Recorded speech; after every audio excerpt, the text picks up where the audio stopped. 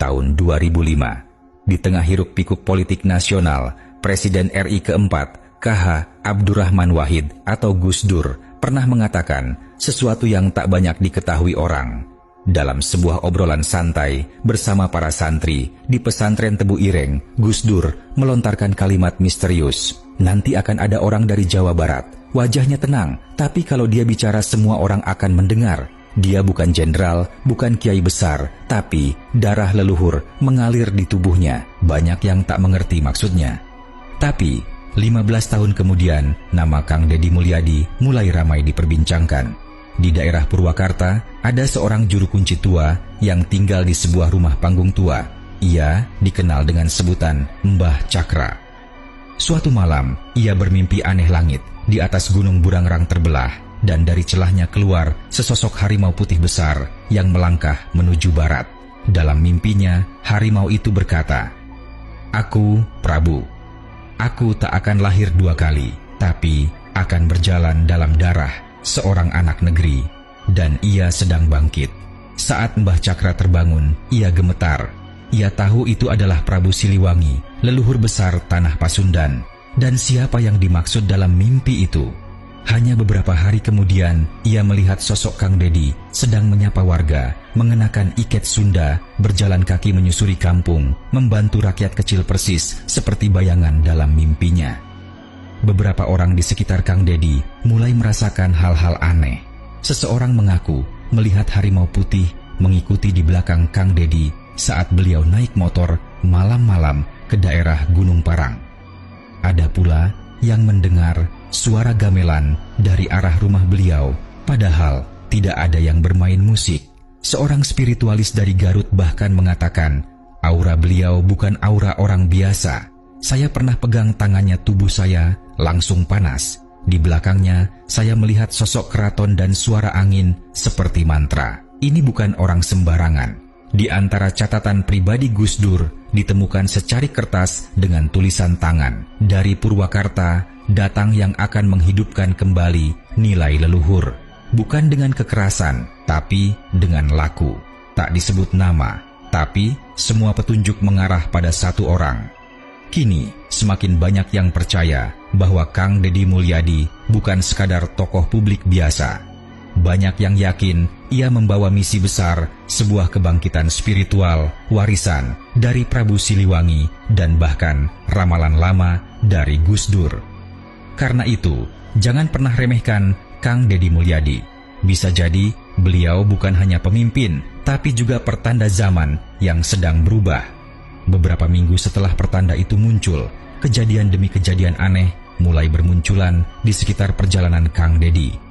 Di sebuah desa tua di lereng Gunung Tangkuban Parahu, seorang ibu tua bernama Nyi Sekar tiba-tiba histeris saat melihat Kang Deddy lewat di depan rumahnya.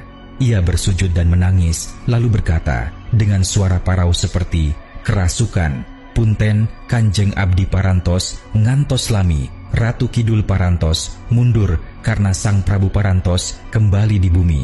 Warga yang menyaksikan peristiwa itu kebingungan. Kang Deddy hanya diam, wajahnya tenang seperti biasa, tapi matanya tampak merah seperti menahan sesuatu yang berat.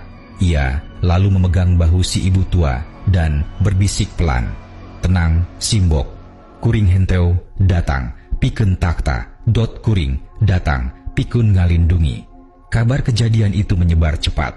Tak sedikit paranormal dan tokoh spiritual dari berbagai penjuru Jawa datang untuk mengintip siapa sebenarnya sosok ini. Namun, hampir semua dari mereka pulang tanpa komentar. Bahkan ada yang muntah darah setelah mencoba membuka mata batin terhadap aura Kang Deddy. Hal lain yang membuat bulu kuduk berdiri adalah fenomena mimpi massal.